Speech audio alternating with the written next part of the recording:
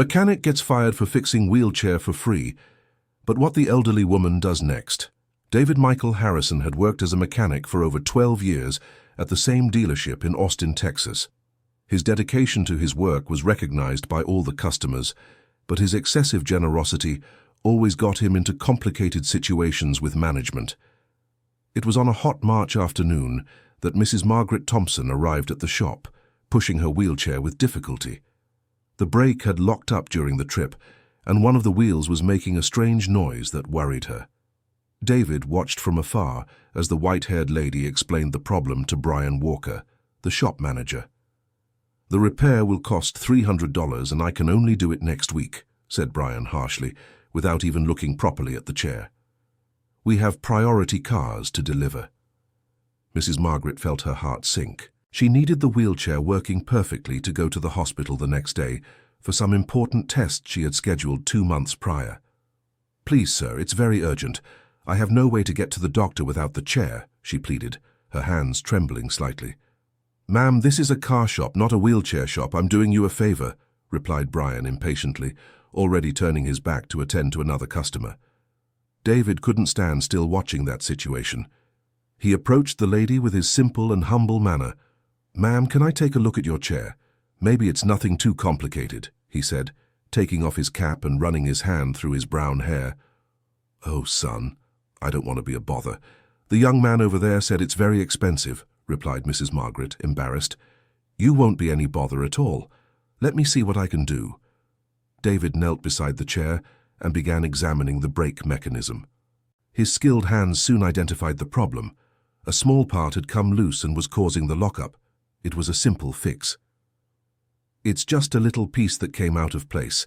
I can fix it right now. It won't even take half an hour," he explained with a gentle smile. "How much will it cost, son?" David looked into the tired eyes of the lady and saw there the same expression as his own mother, Mrs. Dorothy, who had passed away 2 years before. He couldn't charge that woman anything. "It won't cost anything, ma'am. It'll be quick. But, son, you have to earn your money. Your work is worth it. Don't worry. It's a pleasure to help you." David went to the workbench to get his personal tools. Brian was busy discussing estimates with other customers and didn't pay attention to what was happening at the back of the shop. The other mechanics watched the scene but continued with their tasks. During the repair, Mrs. Margaret told David about her life. A widow for 5 years, she lived alone in a small apartment downtown.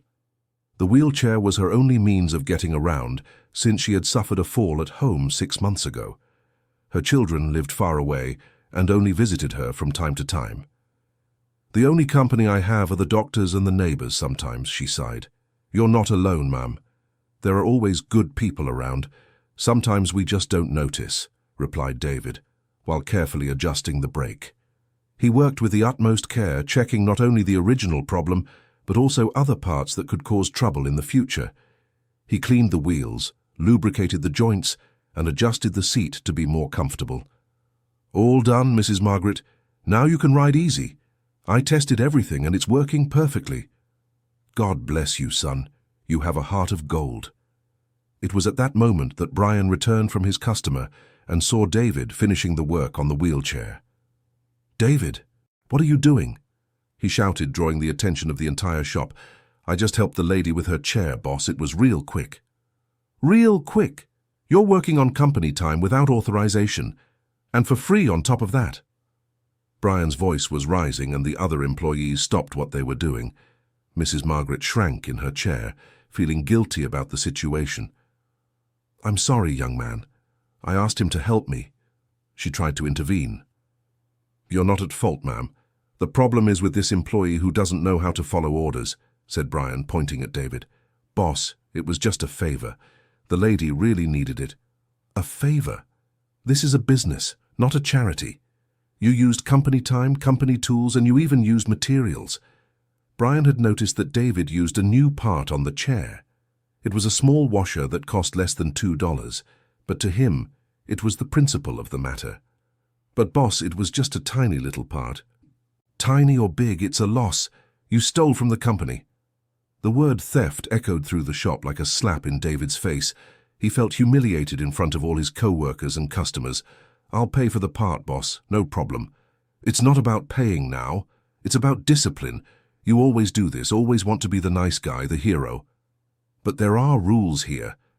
The other mechanics lowered their heads, uncomfortable with the situation. Some customers began to step away, embarrassed by the argument. "Please stop this," pleaded Mrs. Margaret, with tears in her eyes.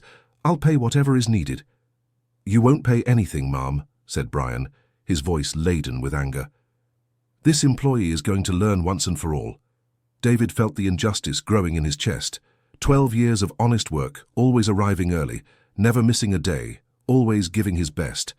And all of this because of an act of compassion. Boss, for God's sake, 12 years working here, and in 12 years you never learned to follow rules. How many times have I told you not to do work that isn't the company's? It was true. David had a habit of helping people with small problems. He had fixed children's bicycles, customers' office chairs, and always did it willingly. But he never imagined it would cause him serious trouble. "You know what? That's it. You're fired." Silence took over the shop. Everyone was shocked by Brian's drastic decision. David felt as if he had been punched in the stomach. "Boss, don't do this to me. I have a family, bills to pay." "You should have thought of that before. Gather your things and leave. Now." Mrs. Margaret cried silently, feeling responsible for the whole mess. The other employees didn't know where to look, torn between solidarity with their colleague and fear of losing their own jobs. Dear listener, if you're enjoying the story, please take a moment to leave a like and especially subscribe to the channel. It really helps us who are just starting out. Now continuing. David walked slowly to his personal locker and began to gather his tools. His hands trembled with anger and frustration. 12 years of dedication thrown in the trash because of an act of kindness. "David, man," whispered Tommy, a co-worker of almost 8 years. "Let it go, Tommy. I don't want you getting in trouble too. This isn't right, bro." "Life isn't always fair," replied David, putting the last wrench in his toolbox. Mrs. Margaret tried to approach, but David made a gesture indicating it was okay. He didn't want her to feel any guiltier than she already did. "Thank you for everything, Mrs. Margaret. You're a special person," he said before heading for the exit. "My son, forgive me." "You have nothing to forgive me for, Mum. You did the right thing." David left the workshop carrying his heavy toolbox and feeling the weight of an even greater uncertainty. How would he explain to his wife, Jennifer, that he had lost his job? How would he pay the house mortgage and the children's school? The news of the layoff spread quickly through the neighborhood. David was known and well-liked in the area. For years he had helped neighbors with small repairs, always charging very little or sometimes nothing at all. His reputation for honesty was impeccable. However, in the world of auto repair shops, the story told by Brian Walker was different. He spread that David was a problematic employee who didn't respect rules and caused losses for the company. This distorted version reached the ears of other managers, making it difficult for David to find a new job. During the first week after the layoff, David knocked on the doors of 16 different shops. At every one, he received the same answer. There were no openings at the moment. Some didn't even bother to hear him out completely. At home, Jennifer tried to stay optimistic, but the worry was evident on her face. They had 2 young daughters, 8 and 10 years old, and some savings that would last at most 2 months. "Calm down, honey. Something will come up," she said, hugging her husband every night. "And if it doesn't, Jennifer? What if no one wants to hire me anymore?" "Don't think like that. You're the best mechanic I know. It's just a rough patch." But David couldn't shake the feeling that he had been punished for doing good. He questioned whether it was worth continuing to be a kind person in a world that didn't seem to value those qualities. Meanwhile, Mrs. Margaret couldn't forget what she had witnessed at the shop. Every day, using her wheelchair, which worked perfectly thanks to David's repair, she remembered the injustice that had occurred. Determined to do something, she returned to the shop a week later. She wanted to thank the mechanic once more and perhaps leave a tip for the work. That's when she discovered he had been fired. "David doesn't work here anymore, ma'am," Tommy informed her discreetly. "He was let go." "Let go? Why?" Tommy looked around to make sure Brian wasn't nearby. "Because of your wheelchair, ma'am.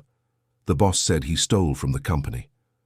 Mrs. Margaret felt an anger she hadn't felt in years. That young man had lost his job for being kind to her. It was unacceptable. "Where can I find him?" Tommy hesitated. He shouldn't give out employees' personal information, but the situation was special. "He lives in the Oak Grove neighborhood on the other side of town, but Mom, he's going through a tough time. He can't get a job anywhere." "And why can't he?" "People in the trade all know each other. The boss spread that he was trouble." Mrs. Margaret left the shop even more determined. She needed to find David and somehow help him. After all, he had sacrificed himself to help her, and she couldn't just pretend nothing had happened. The trip to the Oak Grove neighborhood was an adventure. Mrs. Margaret relied on adapted public transportation and had to take 2 different buses. The journey that would normally take half an hour ended up lasting almost 2 hours.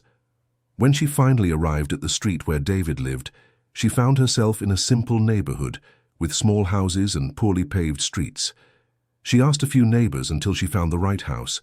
David was in the small garage at the back, trying to fix a 1978 Beetle for a neighbor. It was a side job that would earn him $50, money much needed at that moment.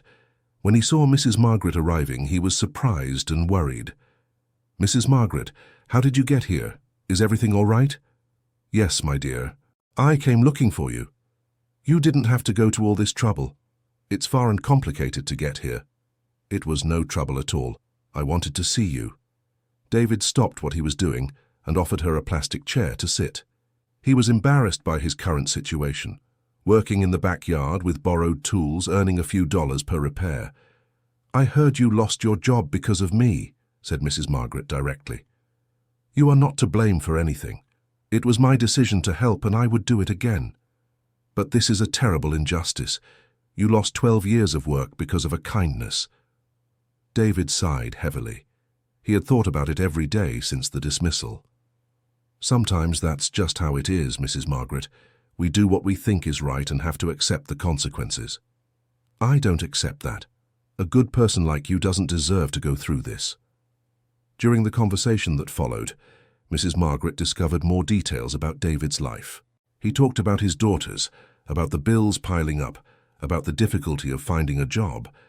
But he didn't speak with bitterness or self-pity, only with the resignation of someone who accepts life's hardships. "My son, I have a proposal for you," she said after listening to him attentively.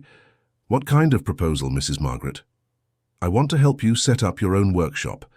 David almost dropped the tool he was holding. "What do you mean?" "I have some money saved and I want to invest in you. You have talent, honesty, and dedication, qualities that are rare these days." "Mrs. Margaret, that's very generous, but I can't accept charity." "It's not charity, it's an investment. I believe in you." The proposal left David completely bewildered. It was something he had never imagined as a possibility. Having his own workshop had always been a distant dream, almost impossible. "You don't even really know me." "Yes, I do. I know enough to know what kind of person you are."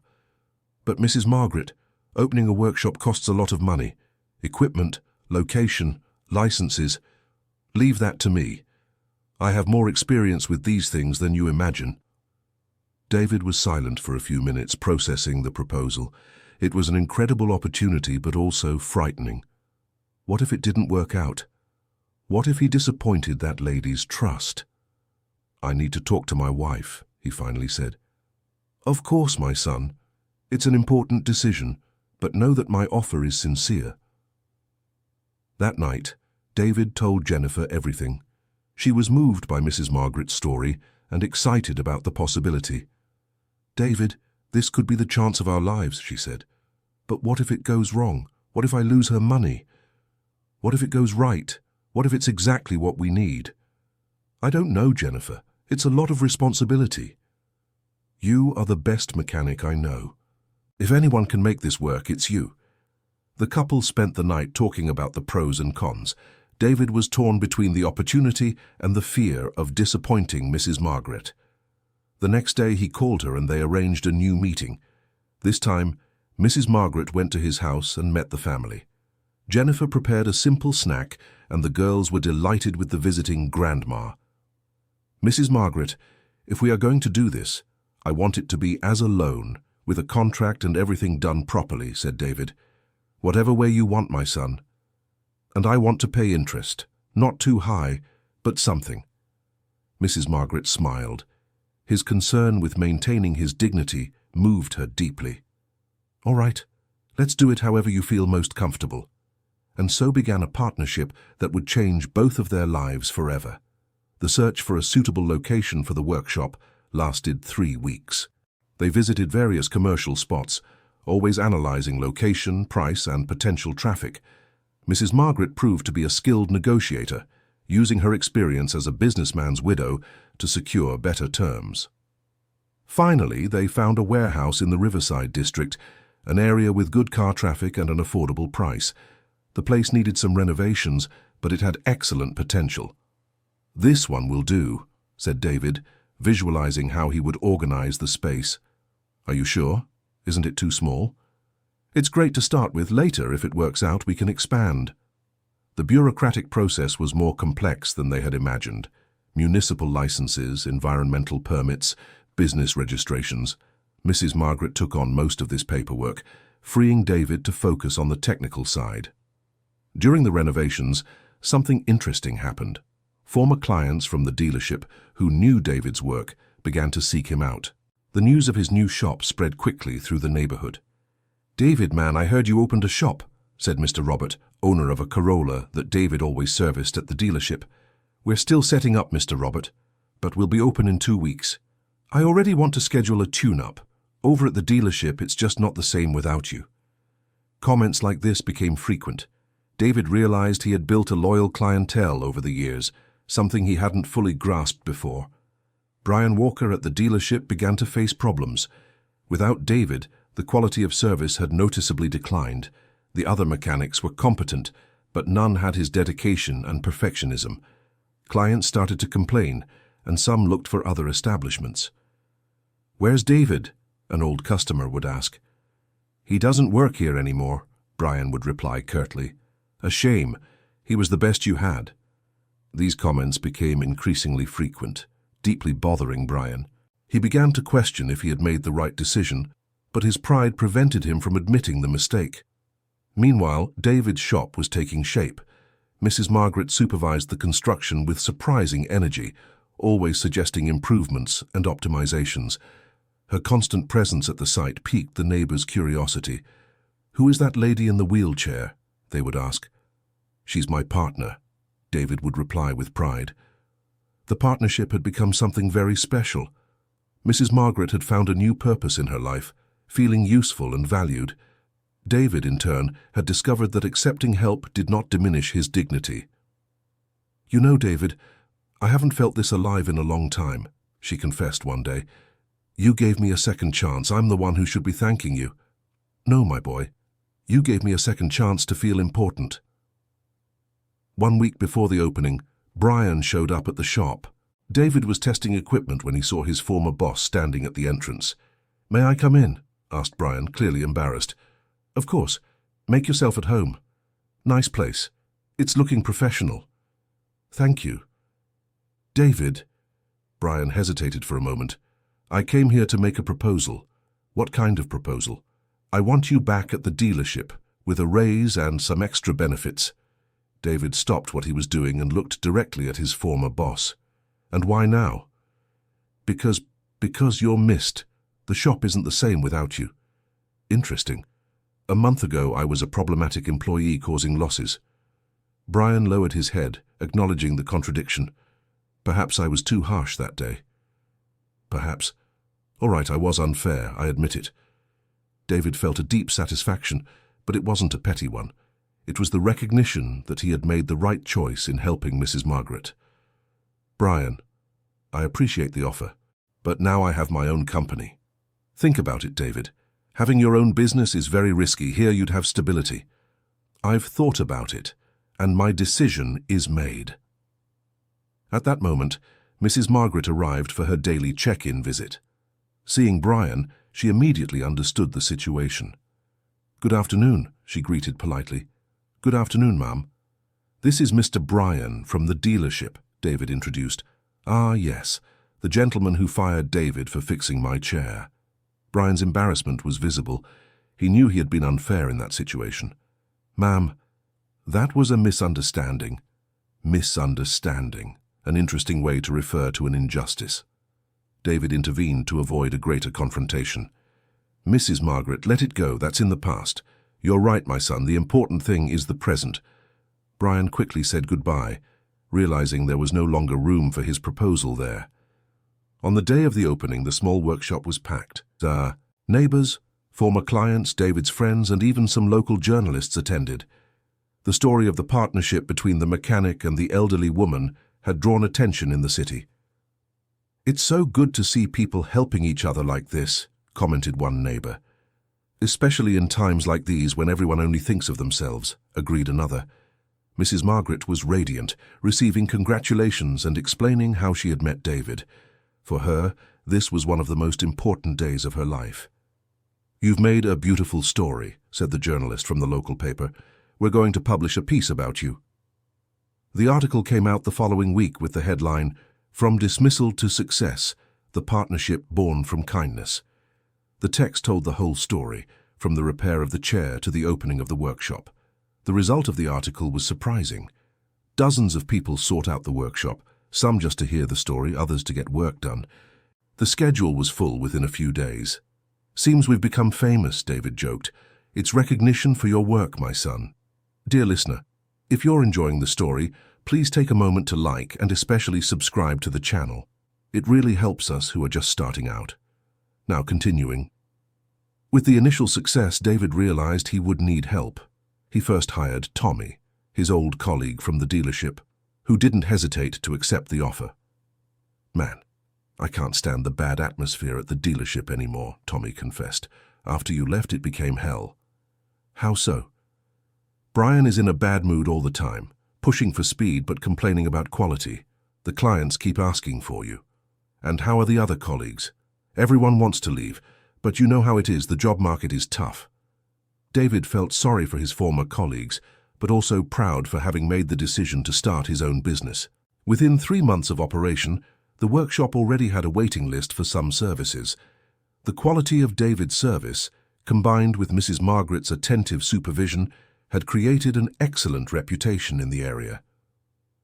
"I've never seen a workshop that takes such good care of its clients," commented Mr. Anthony, a retiree who had become a regular client. "It's because here we treat everyone like family," Mrs. Margaret would reply. Her constant presence at the workshop had become a unique feature.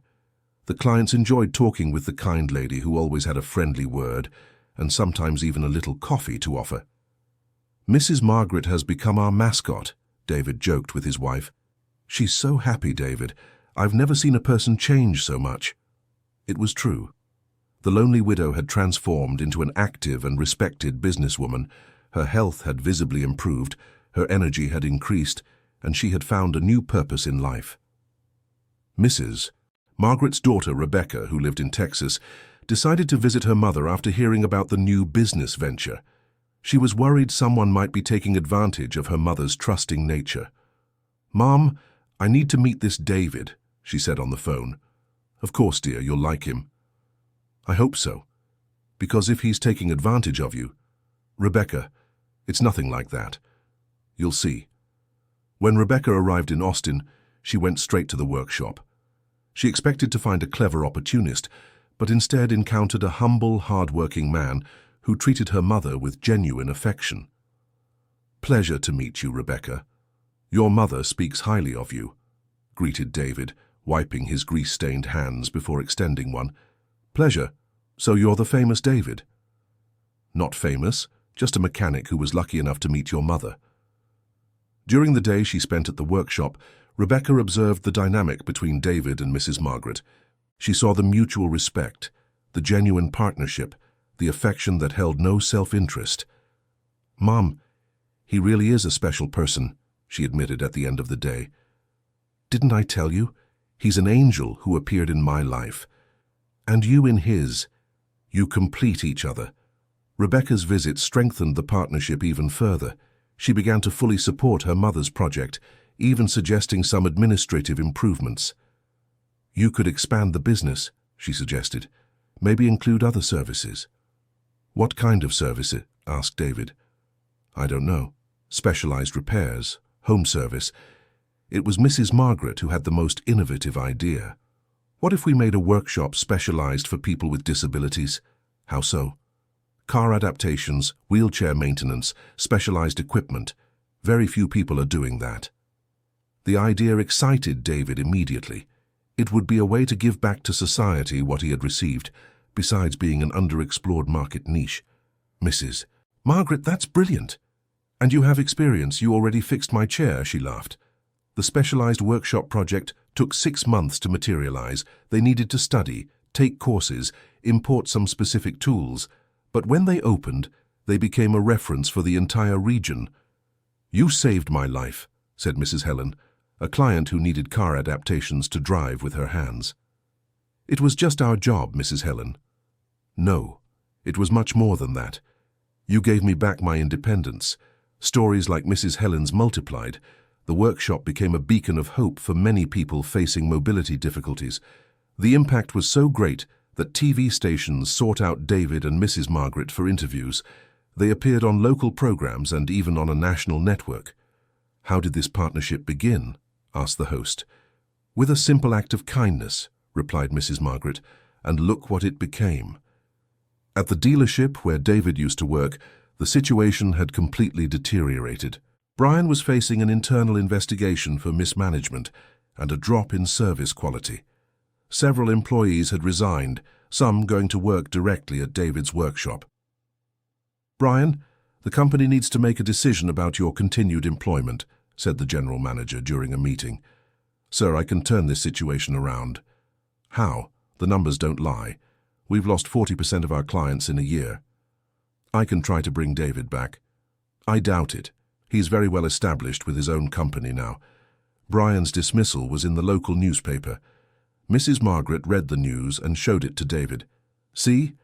Life has a way of balancing things. I take no pleasure in this, Mrs. Margaret. He has a family too. I know, my son, you have a heart that's too good sometimes." 2 years after the unfair dismissal, David owned one of the most respected workshops in the city. He employed 15 people, served clients from several neighboring towns, and was a benchmark for adaptations for people with disabilities. Mrs. Margaret, at 72, was more active than many people in their 50s. She managed part of the office, supervised special services, and still had the energy to participate in community events. "Mom, you've grown younger," said Rebecca during a visit. "It's just that now I have a reason to live each day." "And to think it all started because of a wheelchair." "No, dear. It started because of David's kindness." The friendship between them had turned into something like a family relationship. David treated Mrs. Margaret like a second mother, and she considered his daughters as adoptive granddaughters. "Uncle David, when I grow up, I want to work at the shop," said Emily, the youngest daughter. "Of course, Princess. I'll teach you how to fix cars." "And will Grandma Margaret teach me how to handle the paperwork?" "Absolutely," replied Mrs. Margaret, touched by the girl's affection. On the shop's 3rd anniversary, they organized a big party. Clients, employees, family, local authorities, and even some of David's former colleagues from the dealership attended. During his speech, David made sure to highlight Mrs. Margaret's importance. "All of this started because a lady needed help, and I decided to lend a hand. But the one who really changed my life was her, who believed in me when I didn't even believe in myself." Mrs. Margaret cried with emotion. In that moment, she felt her life had had true purpose. "And I am the one who is thankful for having met such a special person," she replied. The story of the partnership between David and Mrs. Margaret had become legend in the city. It was told in schools as an example of solidarity, cited in churches as a demonstration of kindness, and remembered in businesses as a model of successful partnership. "You've proven that there is still kindness in the world," said the mayor during the party. "And that it's worth being a good person," added Mrs. Margaret. But not everything was just success. During the 4th year of operation, they faced a serious financial crisis. An important supplier closed, leaving them without essential parts. At the same time, 3 large clients delayed payments, compromising the cash flow. "David, "We're going to have to let some employees go," said Mrs. Margaret, analyzing the numbers. "I don't want to fire anyone. These guys trust us. But we have no choice. Either we let some go, or the whole company goes bankrupt." It was a difficult period. David felt responsible for the livelihood of 15 families and couldn't sleep properly. Mrs. Margaret was also distressed, remembering the times when her husband faced similar crises in his company. The solution came from where they least expected it. Rebecca, who had been following the company's situation from afar, decided to make an additional capital investment. "Rebecca, I can't accept more money from your family," said David. "It's not charity, it's an investment. The company is solid, it's just going through a rough patch. But what if we can't pay it back? You will, I'm sure." Rebecca's investment saved the company and the jobs. All the employees learned of the help and developed an even greater loyalty to the family that had become the business owners. "We don't work here just for the salary," said Tommy. "It's because here we're treated like people." Having overcome the crisis, the company grew even stronger. David implemented management improvements, Mrs. Margaret modernized the administrative controls, and Rebecca brought in some business practices she had learned in Texas. In the 5th year of operation, they inaugurated a second location, specializing exclusively in adaptations for people with disabilities. The demand had grown so much it justified a place dedicated solely to that. "I never imagined I'd come this far," confessed David during the inauguration. "I always knew," replied Mrs. Margaret. "Good people attract good things." The second location became a national reference. They received clients from all over the country and even from other South American countries. David had become a recognized expert in vehicle adaptations, giving lectures and courses for other professionals. "You've become a teacher," Mrs. Margaret teased. "I learned from the best teacher there is, life." The recognition came in the form of awards and honors. The workshop received the title of Citizen Company from the City Hall, the Social Innovation Award from the Business Federation, and David was honored as Entrepreneur of the Year by the Commercial Association. "All these awards should be yours too, Mrs. Margaret," he said. "No, my son, the talent is yours, I just believed. During the ceremony for the last award, David gave an emotional speech about his journey. 6 years ago, I was fired for fixing a wheelchair for free. At the time, I thought I was being punished for doing good. Today, I realized that was the best thing that ever happened to me, because it led me to find Mrs. Margaret and discover what I was truly capable of." The audience was moved by his words. Mrs. Margaret cried with pride, seeing how that simple man had become an example for the entire community. Brian Walker, who was in the audience as a guest of another awardee, felt a tightness in his chest upon hearing the speech. He remembered the impulsive decision he had made years before and how it had changed so many people's lives. After the ceremony, he approached David. "Can I speak with you for a moment?" "Of course, Brian. I want to apologize to you. Truly." "You already apologized once, remember?" "No, that other time I was interested in bringing you back. Now it's different. Now I'm apologizing from the heart." David looked at his former boss and saw sincerity in his eyes. "I accept your apology, Brian, and I'm even thankful." "Thankful? If you hadn't fired me, none of this would have happened." They hugged, finally making peace with the past. Mrs. Margaret, who was watching the scene from afar, smiled with satisfaction. One more wound had been healed. In the 7th year of their partnership, something unexpected happened. Mrs. Margaret started feeling some pains and went to the doctor for routine exams. The results showed she would need a not too complicated surgery, but one that would require a few months of recovery. "Everything will be fine, Mrs. Margaret," reassured David. "You are strong." "I know, my son, but I'm worried about the business." "Leave the business to me. You took care of me when I needed it. Now it's my turn to take care of you." During Mrs. Margaret's 3 months of recovery, David took over the full management of the company. He discovered he had learned a lot from her over the years and managed to keep everything running perfectly. "You've turned into a true businessman," said Rebecca, impressed with David's evolution. "Your mother was a great teacher. When Mrs. Margaret returned to her activities, she found the company even more organized and prosperous. It seems you don't need me anymore," she joked. "I will always need you, Mrs. Margaret, not just for the business, but for the friendship." It's good to hear that because I also need you all very much. The full recovery strengthened the bonds between them even further. David had proven he was capable of taking care of both the business and the people, and Mrs. Margaret had confirmed that her choice to bet on him had been right. In the 8th year, they decided to create a social institute linked to the company. The David and Margaret Institute would offer free mechanics courses for at-risk youth and free adaptations for people with disabilities in need. It's our way of giving back everything we have received, explained Mrs. Margaret during the launch. And to teach that kindness generates kindness, added David. The institute became an immediate success. Dozens of young people signed up for the courses, and many people benefited from the free adaptations. Some former students were hired by the workshop itself, creating a virtuous cycle of opportunities. You are changing lives, said the social worker in charge of the program. We're giving back what life gave us, answered David. The Institute's story gained national attention. They were invited to participate in television programs, give interviews to magazines, and even write a book telling their experience. I never thought I'd be a writer, laughed David during a book signing. Life holds many surprises for us, philosophized Mrs. Margaret. The book, From Layoff to Success, A Life Lesson, became a bestseller and inspired many other people to start social projects or help their fellow man. You've become celebrities, joked Rebecca. Celebrities who keep working every day, replied her father. And who haven't forgotten where they came from, added Mrs. Margaret. Dear listener, if you're enjoying the story, please take a moment to leave a like and especially subscribe to the channel. It really helps us who are just starting out. Now continuing. In the 10th year of their partnership, they organized a special celebration. They invited all the employees who had ever worked at the company, former clients, people helped by the Institute, authorities, and the press.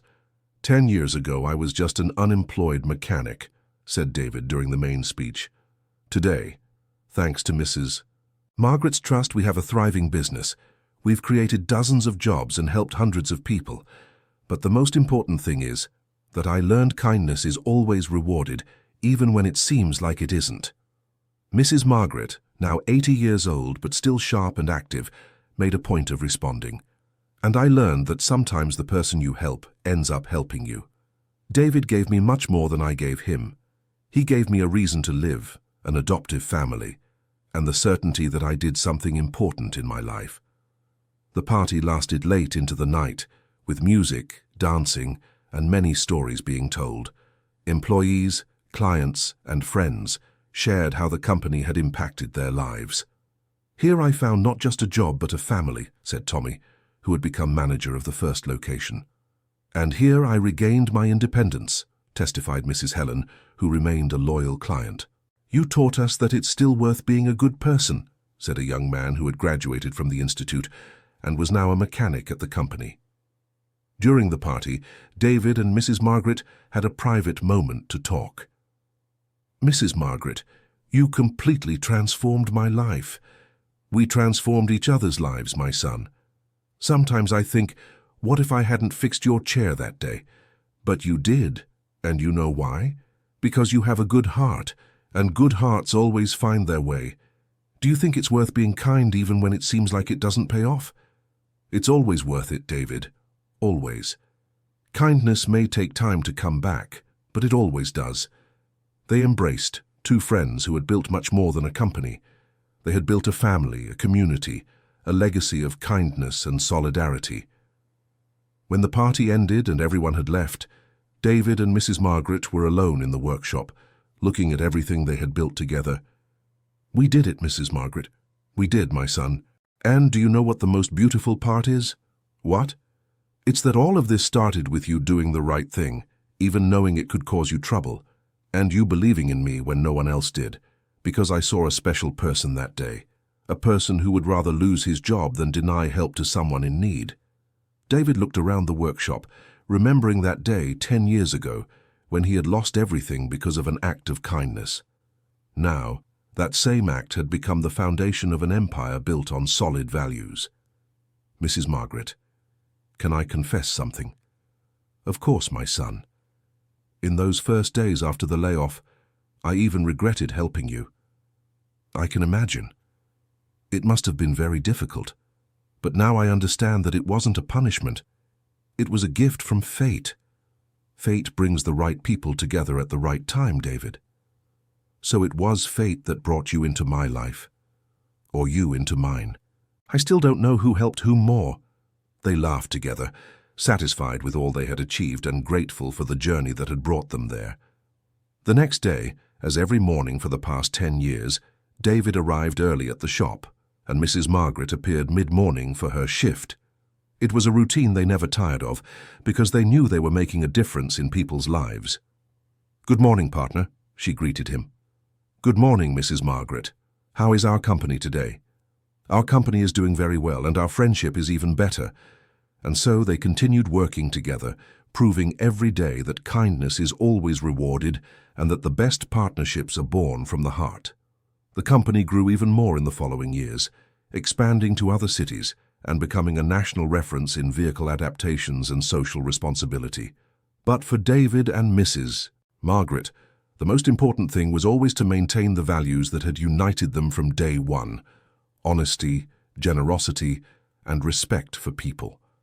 Their story became an example in universities, a case study in business schools, and an inspiration for thousands of people who believe it's still worth doing good without expecting anything in return. And every time someone asked what the secret to their success was, the answer was always the same: start by doing the right thing, even when it seems it won't pay off. Years later, when David had become a nationally respected businessman and Mrs. Margaret one of the city's most beloved personalities, they remained faithful to the principle that had united them, helping people whenever possible. The shop had transformed into a small corporation, but it never lost the human character that made it special. Employees were treated like family, clients like friends, and people in need as a priority. "How do you manage to maintain this humanity even as a large company?" asked a journalist during an interview. "It's simple," David replied. "We never forget where we came from and why we started. And we always remember that behind every client is a person with dreams and difficulties just like us," added Mrs. Margaret. The company had become a symbol that it is possible to grow while maintaining solid values, that financial success does not have to mean abandoning human principles, and that genuine kindness always finds a way to prosper. During a tribute on Entrepreneurs' Day, the city's mayor gave an emotional speech about the importance of the duo to the community. David and Mrs. Margaret have taught us that true success is not measured only in numbers, but in the number of lives we manage to touch positively. The audience gave a standing ovation, recognizing not just the successful entrepreneurs, but above all the exemplary human beings they had become. That night at home, David talked with Jennifer about the journey they had traveled. "Do you regret anything, love?" she asked. "Only one thing, having doubted that it was worth being a good person." "And now?" "Now I'm sure that's the only way to live that's worth it." Their daughters, now teenagers, had grown up seeing their father as an example of integrity and generosity. Both showed interest in working at the company when they finished their studies. "Daddy, I want to learn to be just like you," said the youngest. "Not like me, sweetheart. Like yourself, but always doing good." "That's what you and Grandma Margaret taught me." Mrs. Margaret had officially become Grandma Margaret to David's entire family, and his family had become the family she had always dreamed of having. In her home, surrounded by photos of the workshop, the employees, the special clients, and David's family, she reflected on how her life had completely changed. "My dear husband," she whispered, looking at the photo of her late husband, "I think you would be proud of me. I managed to do something important with the money you left." The partnership between David and Mrs. Margaret had transcended business. They had created a model of human relationship based on mutual trust, respect, and genuine affection. New employees were always introduced to the company's history, so they understood the values that should guide their work there. "You don't just work in a workshop," David would explain during training. "You work in a place where we believe we can change the world, one person at a time, and where every client is treated as someone special, because everyone is special," Mrs. Margaret would add. The company had created a unique organizational culture where profit and social purpose walked together, where professional growth and human development were equally valued. Universities sent students to do internships and studies at the company, wanting to understand how it managed to reconcile commercial success with social responsibility. The secret is not to treat it as an obligation, but as a calling, Mrs. Margaret explained to the students. And to understand that helping others is the best way to help ourselves, David would add. The students left impressed by the simplicity and depth of the teachings of that unlikely duo who had revolutionized not only their own lives but an entire community. During a benchmarking visit from entrepreneurs from other states, one of them asked a direct question: "What was your biggest challenge throughout this journey?" David and Mrs. Margaret exchanged glances and smiled. "The biggest challenge," David replied, "was learning to accept that I deserve to be helped." "And for me," said Mrs. Margaret, "it was learning that helping others is the best way to help yourself." "But that's not a business challenge," the visitor countered.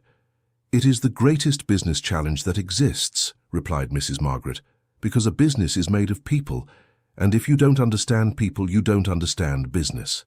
The answer generated deep reflection in the group of visitors who left with a completely new view of entrepreneurship and human relationships.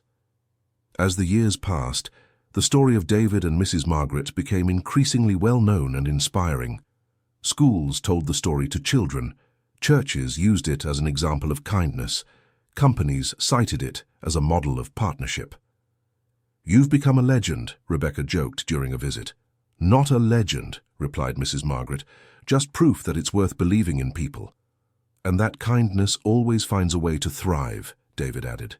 The legend continued to be written every day, through every well-served client, every valued employee, every person in need helped by the Institute, every young person who learned a trade in the free courses. David had become a sought-after speaker, talking about social entrepreneurship, human values in business, and the importance of kindness in professional relationships. "There is no magic formula for success," he would say in his talks. "There is only honesty, hard work, and a willingness to help others." Mrs. Margaret, in turn, participated in events on active aging, telling how she had found new purpose in life after 70. "Chronological age means nothing," she would say. "What matters is the age of the spirit, and my spirit is the age of the dreams I still want to achieve." Both became living symbols that it is never too late to start over, that unlikely partnerships can yield the best results, and that kindness and success can walk together. During an interview for a documentary about social entrepreneurship, the director asked a question that moved them. If you had to leave a message for future generations, what would it be? David thought for a moment before answering that it's worth being a good person, even when it seems like it doesn't pay off. Kindness always finds a way to return, sometimes in ways we never imagined, Mrs. Margaret added with the wisdom of her 80-some years, and that we should never underestimate the power of a simple act of kindness. You never know how you might be changing someone's life.